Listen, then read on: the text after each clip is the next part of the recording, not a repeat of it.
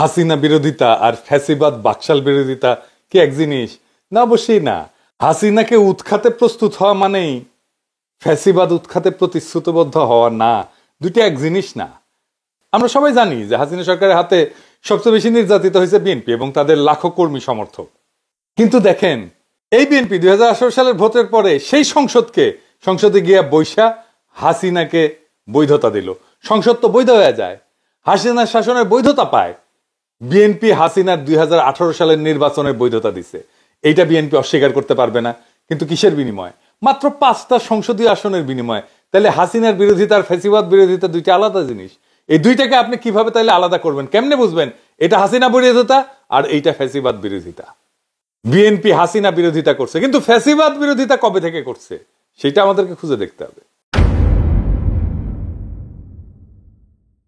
এইটা আপনি বুঝতে পারবেন যে কেউ কবে থেকে হাসিনাকে অবৈধ এবং দখলদার প্রধানমন্ত্রী হিসেবে ভাবতে শুরু করছে। এটাই হচ্ছে আসল লাইন। হাসিনাকে অবৈধ প্রধানমন্ত্রী এবং দখলদার হিসাবে হিসাব করা শুরু করা উচিত ছিল 2014 সালের ভুয়া নির্বাচনের পর থেকে। কিন্তু বিএনপি তখনও সেটা ভাবতে পারে নাই। তারপরেও সেই ইলেকশনে গেছে। শুধু ইলেকশনে না, সংসদেও গেছে। বিএনপি সংসদেরা পদত্যাগ করে কবে? 2022 সালের 10ই ডিসেম্বর। তার মানে 2022 সালের 10ই ডিসেম্বরের আগ পর্যন্ত যা হাসিনার শাসন, সেইটাকে বিএনপি বৈধ বলে মনে করে। সে পদত্যাগ করুক বা না করুক, বিএনপি হাসিনার সেই সংসদকে বৈধ আর হাসিনার প্রধানমন্ত্রিত্বকে বৈধ বলে ধরে নিয়েছিল। আইনত আমাদের সেটাই বুঝতে হবে। আপনি নির্যাতিত হইলেই আপনি ফ্যাসিবাদ বিরোধী হইয়া যান না। হাসিনাকে বৈধ প্রধানমন্ত্রী ধরে নিয়ে তার সমালোচনায় কোনো বিপ্লবীপনা নাই। রুমিন ফারহানা সেই সংসদে গিয়ে যতই জ্বালাময়ী বক্তব্য দিক না কেন, হাসিনাকে বৈধ প্রধানমন্ত্রী ভাইবা নিয়াই সেটা সে বলছে। এর ফলে হাসিনার ফ্যাসিবাদ ঢাইকা ফেলতে সুবিধা হয়েছে। এমনকি হাসিনাও চাইছে রুমিন ফারহানার জ্বালাময়ী বক্তব্য দিক। রুমিন ফারহানা হাসিনার সেই ইচ্ছাই পালন করছে। এইভাবেই হাসিনা বিরোধিতার সবচেয়ে নিরাপদ পথগুলো তৈরি হয়েছিল। যেমন কোন বাম সংগঠনের হয়ে হাসিনার সমালোচনা করা ছিল অনেক বেশি নিরাপদ ছাত্রদল বা শিবিরের তুলনায়, তাই না? এইটা ওই বামাদের দোষ না, কিন্তু এতে যদি হাসিনা তাদেরকে কম হুমকি মনে করে তাহলে সেটা তো সত্যি, তাই না?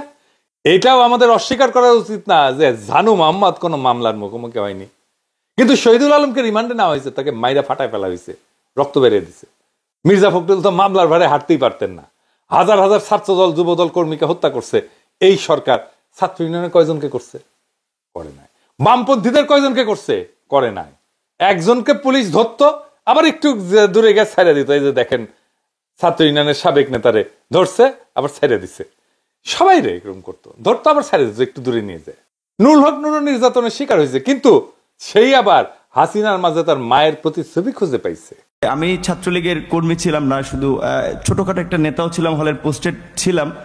আর আমি বিভিন্ন প্রোগ্রামে গিয়েছি, আমি দেখেছি নেত্রীকে ঢাকা মেডিকেল যখন বার্ন ইউনিটে বিএনপির আন্দোলনের সময় যখন আছে বিভিন্ন অকারেন্সগুলো ওঠে, তখন তিনি গিয়েছেন। আসলে আমার মনে হয়েছে যে তার মধ্যে আমার মায়ের চেহারাটা আমি কিছুটা দেখতে পেয়েছি।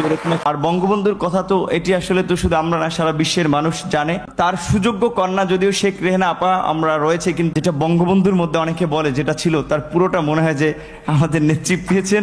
এই সমস্ত ঘটনা কিন্তু খুবই জটিল, কিন্তু এগুলো এত সহজে ঘটতো না যদি প্রফেসর ইউনূস শেখ হাসিনাকে ফ্যাসিস্ট এবং আওয়ামী লীগকে বাকশালীয় ফ্যাসিস্ট দল হিসেবে চিন্তা করতেন, চিনে নিতেন, জনগণকে চিনে দিতেন, ডিফাইন করতেন, তাদের আদর্শিক কাঠামো এবং রাষ্ট্রীয় যন্ত্রগুলোকে সুস্পষ্টভাবে চিহ্নিত করতেন এবং সংজ্ঞায়িত করতেন। ওনাকে বলতে হতো কেন এইগুলা গণতন্ত্রের পরিপন্থী এবং আপত্তিকর যুক্তিসহ, কিন্তু তিনি সেটা করেন নাই। 11 মাস পার হয়ে গেছে, ওনার করার সেটা সময় হয় নাই। কারণ এইগুলা যদি আগে থেকে সংজ্ঞায়িত না হয়, তাহলে আওয়ামী লীগের বিরুদ্ধে যাই করুক, এই সমস্ত হয়ে দেখায় লোক দেখানো আইওয়াস, পপুলিজম। বিষয়টা হওয়া উচিত ছিল এরকম: আইন মন্ত্রণালয় অপরাধের ধরন অনুযায়ী সংজ্ঞায়িত করবে, সেই অনুযায়ী একটা তালিকা প্রণয়ন করবে, জনগণের সামনে সেই তালিকাভুক্ত ব্যক্তিদের কর্ম এবং অপরাধ উপস্থাপন করবে, তারপর আদালতে মামলা হবে এবং আদালতের নির্দেশে ব্যবস্থা নেওয়া হবে। এখন কি করতেছে? খায়রুল সাহেবকে 11 মাস পরে ধরা হইলো। কেন 11 মাস আগে কেন ধরা হইল না? আবার এখন কেন ধরা হইল? এই একই রীতি যেভাবে ধরা, সেটা পুলিশ, আমলা, সেনাবাহিনী সবার ক্ষেত্রে প্রযোজ্য। বিচার বিভাগের জন্য জুডিশিয়াল কাউন্সিল তদন্ত করবে, তারপর ব্যবস্থা নেবে, কিন্তু জোর করে অবসরে পাঠিয়ে দেওয়া হচ্ছে। এইভাবে তো শেষ করা যাবে না। জোর করে অবসরে পাঠায় তো দায় শেষ করা যাবে না। আবার দেখেন, আজকে দেখলাম একজন উপদেষ্টা চট্টগ্রাম কারাগারে হাসিনার 3 এমপির সঙ্গে বৈঠক করছে, দেখা করছে, পত্রিকায় আসছে, ছবি ভাইরাল হয়েছে। ধর্ম উপদেষ্টা কেন গেছে? স্বরাষ্ট্রমন্ত্রী যায় জেলখানায় মাঝে মাঝে, ধর্ম উপদেষ্টা জীবনে কোনোদিন যায়নি। উনি কেন গেছে? ঘুটু করতে। সে কোনো কাজ করে না। হেফাজতের সাথে দূরত্ব তৈরি হয়েছে, হেফাজতে নাকি তাকে রিকমেন্ড করে দিছে। হেফাজতের সাথে দূরত্ব কেন তৈরি হয়? এর জন্যই তৈরি হয়েছে, ধর্ম উপদেষ্টার জন্যই তৈরি হয়েছে। আর এই সমস্ত জিনিস যদি চলতে থাকে তাহলে বিচার ব্যবস্থার উপর জনগণের আস্থা ভেঙে পড়বে। প্রফেসর ইউনূসও যখন প্রশ্ন করে তখন জবাব দিতে পারে না। কারণটা হইতেছে ফ্যাসিজমকে প্রফেসর ইউনূস স্পষ্ট করে সংজ্ঞায়িত করেনি এবং রাষ্ট্রের ভেতরে বসে থাকা ফ্যাসিস্ট উপাদানগুলোর বিরুদ্ধে পরিষ্কার কোনো কাঠামোগত লড়াইও শুরু করতে পারেনি। ফলে এই উপাদানগুলো এক ভয়ঙ্কর সামাজিক বিপর্যয়ের দিকে আমাদেরকে ঠেলে দিচ্ছে। বাংলাদেশের 2টা প্রিভিলেজ সরকার দেখছে, এক শেখ মুজিবের সরকার আর 2 প্রফেসর ইউনূসের সরকার। 2 সরকারই একটা রক্তাক্ত লড়াইয়ের পর ক্ষমতা আসছিল। মানুষ অনেক আশা করছিল সরকার প্রধান হিসেবে প্রফেসর ইউনূস আর শেখ মুজিব মানে সোহরাওয়ার্দীর বডিগার্ড দুজনে দারুণ জনপ্রিয় ছিল। মুজিবের সরকার ফেল করছে দারুণ ভাবে, এমন ভাবে ফেল করছে যে সোহরাওয়ার্দীর বডিগার্ড জয় বাংলা হলে সবাই বলে আলহামদুলিল্লাহ। ঠিক এই পথে হাঁটতেছে প্রফেসর ইউনূসের সরকার, ক্রমাগত জনপ্রিয়তা হারাইতেছে।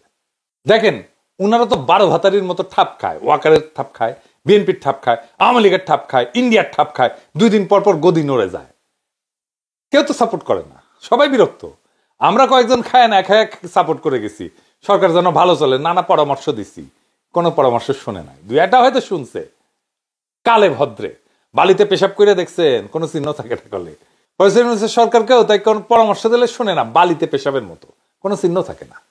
এই যে মাইলস্টোনের ঘটনায় আমি তো ইউজুয়ালি উপদেষ্টাদের ফোন করি না। ওই দিন দুর্ঘটনার সাথে সাথে আপনার ভাইয়ের ফোন দিছি, বলছি পরীক্ষা স্থগিত করে দেন। তখন বাংলাদেশের টাইম বেলা 3টা হবে, উনি বললেন দেখতেছি। আমি কল্পনাও করি নাই এই সিদ্ধান্ত উনি নিতে পারবেন না। পরে জানলাম শিক্ষা সচিব এই পরীক্ষা স্থগিত করতে রাজি হন নাই। তাইলে আপনার ভাই কেন শিক্ষা উপদেষ্টা থাকবেন? শিক্ষা সচিবকে উপদেষ্টা বানিয়ে দিলেই হয়, সেই যখন সব ডিসিশন নেয়। আমি আপনার ভাইয়ের ফোন করার পরে কি ঘটছে আমি পরিষ্কার দেখতে পাইতেছি। আপনার ভাই শিক্ষা সচিবকে ডাকছে, ফোনের পরে জিজ্ঞেস করছে, আচ্ছা বলেন তো এই পরীক্ষা স্থগিত করে দেওয়া উচিত না? সিদ্দিক জুবায়ের, ও তো আমলা, ওই সবার থেকে বেশি বুঝে, সে বলছে জি স্যার আমরা তো করতেই পারি, কিন্তু এই অ্যাক্সিডেন্ট তো ঢাকার একটা সেন্টারে, সারা দেশে সবাই তো প্রিপারেশন নিয়ে ফেলছে, বন্ধ করলে ঝুলে যাবে সব প্রিপারেশন। শিক্ষকদেরও একটা প্রিপারেশন থাকে। দেখেন অনেকে দেখেন পরীক্ষার পরে ছুটি কাটাইতে যাবে, টিকিট ফিকিট কাটে ফেলছে, এত বেড়াছাড়া হয়ে যাবে তো সব, পরে ইয়ে নিতে গেলে। তার সে পরীক্ষা নিয়ে নি স্যার, এই যে মাইলস্টোনের জন্য আমরা পরে একটা আলাদা নিয়ে নিব নি পরীক্ষা, জিজ্ঞেস করেন আপনার ভাইকে। এটাই বলেছিল কিনা সিদ্দিক জুবায়ের? এটাই বলবে, কারণ তো ধান্দা, 2টা দিন নষ্ট হবে, এটা ধান্দা, 2 দিনের ধান্দা নষ্ট হবে, ওটা বসেই থাকে ধান্দা করার জন্য। সিদ্দিক জুবায়ের বুঝলো না, আপনার ভাই বুঝলো না যে এইটা কোনো অ্যাডমিনিস্ট্রেটিভ ডিসিশন না, এটা পলিটিক্যাল ডিসিশন। এই পলিটিক্যাল ডিসিশনে 2টা কাজ হইতো। কি সেই কাজ? প্রথম যে বিষয়টা হবে তা হচ্ছে এই যে দৈব দুর্বিপাক বা দৈব দুর্ঘটনা ঘটলে মানুষ তার রাগ হতাশা এইটা ছাড়ার একটা রাস্তা খুঁজে সব সময়, কোথায় এটা ছাড়া যায়। যেহেতু এটা স্কুলে হয়েছে, তারা শিক্ষা মন্ত্রণালয়ের দিকে তাদের আঙুল তুলবে, ওই দিকেই তাদের রাগ ক্ষোভ ধাবিত হবে। এই কারণে শিক্ষা মন্ত্রণালয়কে প্রোঅ্যাক্টিভ হয়ে কাজ করতে হবে, জনরোষ যেন তার দিকে ধাবিত না হয়। 2 নম্বর হইতেছে সংহতি জানাইতে চাই আমরা কোন একটা সংকটে, গোটা জাতি রক্ত দিতে চায়। দেখেন সকলে হাসপাতালে ভিড় করছে, এটা কি জন্য? রক্ত দেওয়ার জন্য। সে দেখতে চায় যে আমি একটা কাজ করলাম আর কি এই সংকটে। তারা সংহতি জানাইতে চায়। যারা ঢাকা আছে তারা না হয় হসপিটালে গেল, রক্ত দেওয়ার চেষ্টা করলো, পারলো কি পারলো না সেটা অন্য কথা, কিন্তু দেওয়ার তো চেষ্টা করলো। এইটাই তার সংহতি জানানো, এটাই তার শান্তি। কিন্তু ঢাকার বাইরে যারা আছে তারা কিভাবে সংহতি জানাবে? আহত নিহতদের ব্যাপারে একটাই উপায় আছে, পরীক্ষা বন্ধ করলাম, আমরা তাদের কথা চিন্তা করলাম, শোক করলাম। এইটা তো একটা পলিটিক্যাল ডিসিশন ছিল, কিন্তু সিদ্দিক জুবায়ের এই পলিটিক্যাল ডিসিশনের রাস্তাটাকে বন্ধ করে দিল। বাংলাদেশে আমলাদেরকে হাসিনা এটাই বানাইছে, তারা নিজেদেরকে সর্বা মনে করে, নিজেরাও পলিটিক্যাল ডিসিশন নিতে চায়। পুলিশ যেমন মনে করতো যে হাসিনা সরকারকে তারাই ক্ষমতায় রাখছে, তারাই রাজনৈতিক দল হয়ে গেছিল, সে নিজে জয় বাংলা স্লোগান দেয়, দেখেছেন না? এই জিনিস হয়েছে। এই আমলারা মনে করে তারাই রাষ্ট্রের মালিক, ডিসিশন সব তারাই নিতে পারে, তারা সবার থেকে বেশি বুঝে। আবার দেখেন ইন্ডিয়া থেকে ডাক্তার আসবে কেন? পোড়া রোগীদের চিকিৎসার জন্য আমাদের সাফিসিয়েন্ট স্কিল ডাক্তার নাই। তারপরে ইন্ডিয়া থেকে ডাক্তার আনতে হবে, যখন গত বছর জুলাই আগস্টে বিপ্লবে হাজার হাজার ছেলে পঙ্গু হইলো, গুলি খেয়ে চোখ হারালো, কারোর জন্য ভারত কি ডাক্তার পাঠাইলো? এত লোক যে পঙ্গু হলো, এত বাচ্চা যে পঙ্গু হইলো, ভারত কি ডাক্তার পাঠিয়েছিল? এখন কেন তাদের পেট পুরায়? তারা আমাদের ভিসা বন্ধ করে দিছে, তারা আমাদের সাথে বাণিজ্য বন্ধ করে দিছে, তারা ফ্যাসিস্ট হাসিনা এবং তার দলবলকে আশ্রয় দিচ্ছে ওইখান থেকে অন্তর্ঘাত চালাইতেছে। প্রত্যেকদিন বাংলাদেশ বিরোধী প্রচারণা চালায় তাদের টিভি চ্যানেলগুলোতে, তারা আমাদের ইউটিউব চ্যানেলগুলোতে, আমাদের টিভি চ্যানেলগুলোতে বন্ধ করে দিছে। ভারতে দেখতে দেয় না। এমনকি ভারতে আমাদের দূতাবাসের উপরে আক্রমণ হয়েছে, তারপরেও ভারতের ডাক্তারকে আনতেই হবে। গাজা উপত্যকায় কি ইসরায়েলের ডাক্তার আনতে হয়? এটা তো তাই হইল, যে গাজা বানাইছে তাকেই আমি ডেকে আনলাম। এটা কার উদ্যোগে হয়েছে? তৌহিদ সাহেব, পররাষ্ট্র উপদেষ্টা। ও কি স্বাস্থ্য মন্ত্রণালয় চালায়? সে বলছে এটা আমাদের করতে হবে, এটা আন্তর্জাতিক সম্পর্ক কূটনীতির জন্য এটা গুরুত্বপূর্ণ। ওরে কে রিকমেন্ড করছে জানেন? বিএনপি। বিএনপির কোথায় উপদেষ্টা? এই তৌহিদ সাহেব শফিউর রহমানের মতো একজন দক্ষ কূটনীতিবিদকে প্রধান উপদেষ্টা বিশেষ সহকারী করতে দেয় না। করা হয়েছিল, তাকে কাজ করতে দেয় না, অফিস করতে দেয় না। কেন দেয় না তারে জিজ্ঞেস করেন। কচু খেতি তার বিরুদ্ধে ক্যাম্পেন চালাইলো না। কচু খেতি ক্যাম্পেন চালাইছে বিএনপি রিকমেন্ডেড তৌহিদ সাহেব, এবং এই তৌহিদ সাহেব ভারতের ডাক্তার আনার জন্য উতলা। এবার এই ডটগুলা মিলাইতে পারেন, ওয়াকার, কচু খেতি, বিএনপি রিকমেন্ডেড উপদেষ্টা, এই ডটগুলা মিলাইতে পারেন, তাহলে বুঝতে পারবেন যে কোথায় কোথায় কিভাবে কেন কচু খেতি শফিউর রহমানের বিরুদ্ধে লাগে। কোনো ব্যাখ্যা পেয়েছেন? প্রধান উপদেষ্টা বিশেষ সহকারী করা হইলো, তাকে কেন অফিস করতে দেওয়া হইলো না? কোনো ব্যাখ্যা নাই। তৌহিদ সাহেব কেন ইন্ডিয়ান ডাক্তার আনতে চাচ্ছে? কারণ তৌহিদ সাহেব ইন্ডিয়াকে ঢোকার রাস্তা করে দিয়ে যাবে। তৌহিদ সাহেবের সাথে ডিপ স্টেটের এটাই আন্ডারস্ট্যান্ডিং। এর ভিত্তিতেই তৌহিদ সাহেব পররাষ্ট্র উপদেষ্টা হয়ে বসেছে এবং তাকে রিকমেন্ড করছে বিএনপি। ফয়সাল ইউনূসের সরকারকে বলে দিতে চাই, ইন্ডিয়ার ডাক্তার যদি আসে না, কোন উপদেষ্টার চামড়া থাকবে না। কিন্তু সকাল সন্ধ্যা ফ্রি ফ্রি সাপোর্ট দিয়ে গেছি, এমনি এমনি না। ইন্ডিয়ার কাছে নত জানু হইলে মাপ নাই। দেখবো আপনারা কিভাবে সরকার চালান। দিনের পর দিন সাপোর্ট দিয়ে গেছি, বয়ান তৈরি করে দিয়েছি, ন্যারেটিভ তৈরি করছি, কোনো হিসাব নাই। ইন্ডিয়ার কাছে নত জানু হন। ইন্ডিয়ার কাছে যদি নত জানু হন, তাহলে আপনাদেরকে পিছের বালের সাপোর্ট, কোনো সাপোর্ট নাই। ফয়সাল ইউনূসের বিরুদ্ধে হেফাজত খেপছে। আমি কয়বার বলছি হেফাজতের আলেমদের সাথে বসেন, সমস্যাগুলো শোনেন। আমাকে বলা হয় যে অগাস্টের 5 তারিখের আগে উনি ব্যস্ত, উনি সময় দিতে পারবেন না, খুবই ব্যস্ত। উনি এতই ব্যস্ত যে উনি ক্ষমতায় আসার পরে পরপর 2 বার ডেকে নিয়ে সোহেল তাজকে গল্প করে। এই সময় ওনার হয়, হেফাজতের সাথে বসার ওনার সময় হয় না।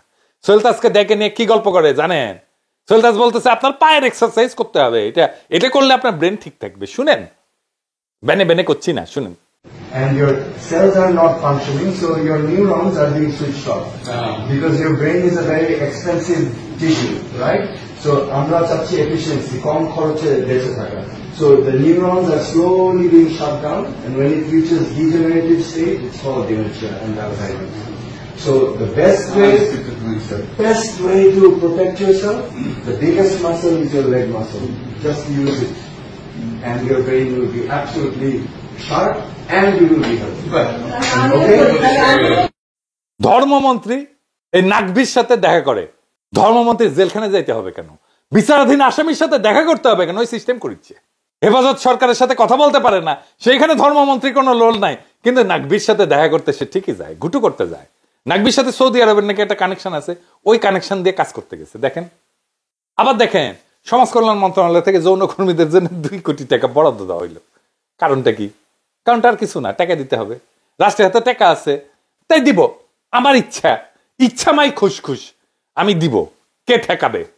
মানে বিষয়টা যদি এরকম হইতো যে একটা ঘৃণিত পেশা থেকে তাদেরকে বের করে আনার জন্য, পুনর্বাসন করার জন্য আমরা এই টাকাটা খরচা করতেছি, তাহলে সবাই মেনে নিত। যদি এরকম হইতো যে পরিশ্রমী নারীদের জন্য আমি অনুদান দিচ্ছি, তাহলে ইটা ভাঙে যারা, কাজের বুয়ার কাজ করে যারা, গার্মেন্টস শ্রমিক যারা, তাদেরকে দিতেন। এর মধ্যে যারা অসুস্থ তাদেরকে বেছে বেছে দিতাম, যারা বয়স্ক তাদেরকে বেছে বেছে দিতাম। যৌন কর্মীদেরকে কেন দিতে হবে? এটা কি জন্য যে কেউ ফ্রি মাগনা মজা করে গেছে, সে টাকাটা পূরণ করে দিলাম এখন সরকারের ফান্ড থেকে? কোনো যুক্তি নাই। এ প্রসঙ্গে একটা 18+ জোকস বলি, কিছু মনে করেন না। আমার পেজে লন্ডনের বিএনপির নেতা মালিক সাহেবের ভ্যাগিনা এটা কমেন্ট করেছে, আমাকে নাকি উনি জবাই করা হবে। জব করবি, জব। ভ্যাগিনা সত্যিকারের ভ্যাগনা কিনা জানি না, কিন্তু ও দাবি করেছে যে মালিক সাহেব তার মামা। এই ভ্যাগনার একটা গল্প আছে জানেন তো? আমি এটা কমেন্টে রিপ্লাই লিখেছিলাম, সেটা হইতেছে ওই মালিক সাহেবের ভ্যাগনায় 40 টাকায় এক মায়ারে ফিট করেছে। তো তারপরে কাজ শুরু করেছে আর কি। কাজ করতে করতে ছাদের ফুটে দিয়ে চাঁদের আলো পড়িচ্ছে। তুই কইলেও যে 7 ফুটে চাঁদের আলো, 10 টাকা বাদ গেল, ঝুলো কেন 2টি, 10 টাকা বাদ তাই। এরপরে ওই করতে করতে আর কি মায়া দিছে পাদ। তো বলতেছে যে দিলে পাত 10 টাকা তাই ভাত। পরে কাজটা শেষ করে প্যান্ট পরিচ্ছে, প্যান্ট পরে বাইরে যাচ্ছে, তখন বলতেছে যে ভাই 10 টাকা দেন, তো বলতেছে যে মালিক সাহেবের ভাগনা 10 টাকা মাগনা। তো এইরকম কি মাগনা যারা তাদেরটা পূরণ করে দিল সমাজ কল্যাণ মন্ত্রণালয়, এটা জবাব কি? কোনো জবাব নেই। এই সরকার গঠনের পর কলকাতায় ইলিশ মাছ পাঠিল। আমরা ইউরোপে থেকে ইলিশ মাছ খাইতে পারি না, বাংলাদেশের ইলিশ এখানে আসে না, কারণ কিন্তু কলকাতায় যায়। কারণ যারা উপদেষ্টা হয়েছে, যারা সরকারে, তারা মনে করে তারা দেশের মালিক, আর আমরা চাকর বাকর। রাজনৈতিক দলগুলোর সাথে মিটিং করেছে, এখন এই সময় আমাদের দাবি তোলার, অপদার্থ উপদেষ্টা মন্ডলীকে বাদ দিয়া জাতীয় সরকার গঠন করার। জাতীয় সরকার গঠন না করলে এই সরকার ক্রমাগত জনপ্রিয়তা হারাচ্ছে, নিয়ন্ত্রণ কন্ট্রোল করতে পারবে না। কারণ ফেব্রুয়ারিতে নির্বাচন ঘোষণার পরে এখন প্রশাসন, আর্মি, পুলিশ সবাই বিএনপির পিছনে লাইন দিবে, সেটাই দিছে, সেটাই হয় বাংলাদেশে সব সময়। কারো কথাই শুনবে না। ওইদিকে আওয়ামী লীগ তৈরি হয়ে গেছে, এখন বলে কিছু হইলে বলে আওয়ামী লীগ ঢুকে যাবে আন্দোলনের মধ্যে। আরে আওয়ামী লীগ ঢোকে কেমনে? স্কোপটা কে কইরা দেয়? সরকারই তো কইরা দেয়। 1971 নিয়ে বলি যে ইন্ডিয়া ষড়যন্ত্র করতে পারে কেন? কিছু তো একটা ছিল যে ষড়যন্ত্র করতে পারে। আওয়ামী লীগ ঢুকে যাবে বললেই হবে? আওয়ামী লীগ ঢুকতে পারে কেন? আমার ধারণা এই উপদেষ্টা মন্ডলী থাকলে তারা নির্বাচন পর্যন্ত যাইতেই পারবে না, একের পর এক ডিজাস্টার করবে, করতেওছে। এখনো সময় আছে, দ্রুত এই উপদেষ্টা মন্ডলীকে পাশে লাঠি দিয়ে বের করে যারা ভালো করতেছে তাদেরকে রাখা যেতে পারে, কিন্তু বেশিরভাগই নতুন মুখ আনতে হবে। সরকার ইন্ডিয়ান ডাক্তার কেন নিছেন? মানে ইন্ডিয়ান ডাক্তারদের পছন্দ তো হবেই। ইন্ডিয়া 1000 বার আনলেও তবু আমি তোমায় দূর হতে ভালোবেসে যাবো, হয়তো কিছুই নাহি পাবো, এটা বলবে। সরকারের রন্ধে রন্ধে ইন্ডিয়ান ডলার বসে আছে, এদের কাজে হইতেছে এমন কিছু ক্রমাগত করতে থাকা, যেন প্রফেসর সরকার একটু একটু করে জনপ্রিয়তা হারাইতে থাকে। আর প্রফেসর বাধা দেয় না, উনি কোনো কিছুই বাধা দেন না। বাংলাদেশে একটা সুযোগ আসছিল নতুন শাসনের, নতুন সমাজ চেতনার, সত্যিকার অর্থে মানুষের রাষ্ট্র নির্মাণের, কিন্তু এই সুযোগ হেলায় আমরা হারাইতেছি। এই সুযোগ তো দ্বিতীয়বার আসবে না। এই সুযোগ যদি আমরা কুশাসনের পুরনো নীল নকশা আর আমলাতান্ত্রিক গোজামিলের ভিতরে হারাই ফেলি, তাহলে আর কিছুই তো বাকি থাকবে না। এত রক্ত বৃথা যাবে, এত সংগ্রাম বৃথা যাবে। জনগণ আপনাদের সময় দিচ্ছে, ধৈর্য দেখাইছে, সহ্য করছে। এখন সময় আসছে স্পষ্ট হয়ে দাঁড়ানোর, ফ্যাসিবাদকে ফ্যাসিবাদ বলার, রাষ্ট্রযন্ত্রে বসে থাকা ইন্ডিয়ান ডলারদের আলাদা করে চিহ্নিত করার, পুরানা ভুলের দায় থেকে বেড়ায় এসে জনগণের ভাষায় কথা বলার। আপনারা যারা ক্ষমতায় আছেন, আপনাদের সামনে দুইটা পথ। একটা পথ ন্যায়ের, গণতন্ত্রের, জনগণের সঙ্গে সম্মানের চুক্তির, আর আরেকটা পথ স্বৈরতন্ত্রের, পুরনো দালান ভাঙা ইটের উপরে দাঁড়ায় ক্রমাগত ধ্বংসের। সিদ্ধান্ত আপনাদের। আমরা যারা এই স্বপ্ন নিয়ে আছি তারা শুধু প্রতিজ্ঞা করতে পারি, আমরা থামবো না, ফিরবো না। আমরা সেই বাংলাদেশ চাই যেখানে কোনো মা তার সন্তানের কবর খুঁজে বেড়াবে না, যেখানে নষ্ট আমলাতন্ত্রকে রাজনৈতিক সিদ্ধান্ত নিতে দেওয়া হবে না, যেখানে উপদেষ্টা না জনগণ হবে শেষ কথা। বাংলাদেশের রাস্তায় যদি আবার আলো জ্বলে, তার আগুন আসবে আমাদের চোখ থেকে। আমরা দেখাবো ফ্যাসিবাদ কিভাবে পরাজিত হয়, কিভাবে একটা জাতি তার শিকল ভাঙে, আর সময় দেওয়া হবে না কিন্তু আপনাদের। এবার আমরা হিসাব চাইব। ক্ষমতা উপভোগ করা চলবে না, বসছেন ক্ষমতা উপভোগ করতেছেন। এই সমস্ত অপদার্থ উপদেষ্টাদের তুলে ফেলতে হবে শিকড় গজায় ওঠার আগেই। এই দেশ জনগণের, ক্ষমতায় চেপে বসা প্রভুদের না। যেই ক্ষমতায় যায় সেই প্রভু হয়ে যায়। তারা নিজেদের দেশের মালিক বলে মনে করে। 2024-এর বর্ষা বিপ্লবের পরে বাংলাদেশ জাগছে, বাংলাদেশকে আর কেউ থামাইতে পারবে না। জয় হোক জনগণের, জয় হোক ফ্যাসিবাদ মুক্ত নতুন বাংলাদেশের। ইনকিলাব জিন্দাবাদ।